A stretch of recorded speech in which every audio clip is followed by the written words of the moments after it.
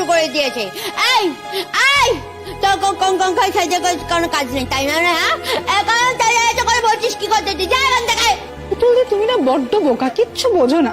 আমি জানি তোমার এত বুদ্ধি শুদ্ধি নেই, কিন্তু তুমি এটুকু তো বুঝবে যে যারা তোমার সাহায্য করছে তারা কিন্তু নিজেদের স্বার্থ দেখেই তোমার সাহায্য করছে। আমার চাকরি নেই, আমি এখন টাকা দিয়ে তোমায় সাহায্য করতে পারবো না, কিন্তু আমি না তোমায় ভাঙিয়ে ব্যবসা করতে চাই। আর কত টাকা পাচ্ছ তুমি গান গে? তোমার স্বামীর চিকিৎসা সেই টাকায় হবে তো? আর সেই সমস্ত টাকা তোমার কাছে পৌঁছবে তো? শোনো প্রতীক্ষা, বাড়ির সব ব্যাপারে না তোমার মাথা না গলালেও চলবে। ওই দেখো, আমি সোজা কথা বলে দিয়েছি, সোজা ভাবে বলে দিয়েছি, সত্যি কথা বলেছি।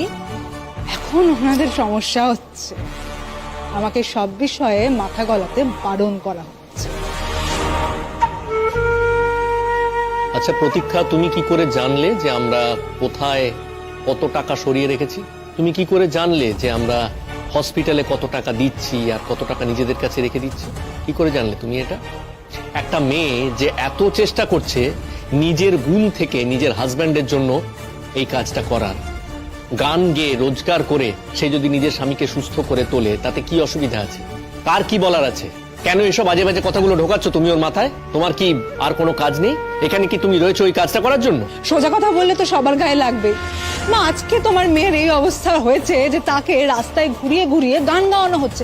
এরপর তো ট্রেনে তুলে দেবে, ট্রেনে তুলে দিয়ে টাকা রোজগার করাবে গান গাইয়ে।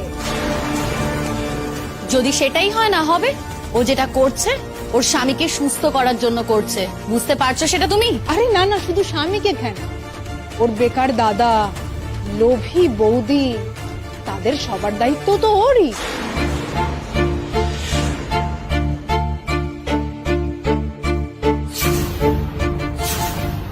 আমি বলছিলাম যে না না, তোমরা এবার একটা কথা বলে দেখি আমায়। বলি আমি তো আছি, আমাকে জিজ্ঞাসা না করে, আমাকে কিছু না বলে তোমরা এবার আমার মেয়েটাকে গান গাইতে নিয়ে গেছো কেন? যেখানে সেখানে গান গাওয়াচ্ছ কেন শুনি? মা শোনো, তোমার মেয়ে অ্যাডাল্ট, কোনো বাচ্চা মেয়ে নয়। সে নিজেই ঠিক করবে সে কি করবে করবে না, আমাদের কথা তো সবটা হবে না। আর সে কি অন্যায় করেছে গো? সে গান গেয়ে নিজের স্বামীকে বাঁচানোর চেষ্টা করেছে, কিন্তু মা হয়ে তুমি কি করেছো? তাকে কি টাকা দিয়ে কোনো সাহায্য করতে পেরেছো? পারোনি। হ্যাঁ, আমি আমার মতো করে লোনের জন্য অ্যাপ্লাই করেছি, কিন্তু সেই লোন পেতে সময় লাগবে, আর লোনের কত টাকাই বা আমি পাবো? মা তোমার মেয়ে, যার কিনা কোনো গুণ নেই, লেখাপড়া নেই, কিচ্ছু নেই, সবাই বলে সে নাকি কিচ্ছু পারে না, কিন্তু একটা গুণ তো আছে, সে গান গাইতে পারে।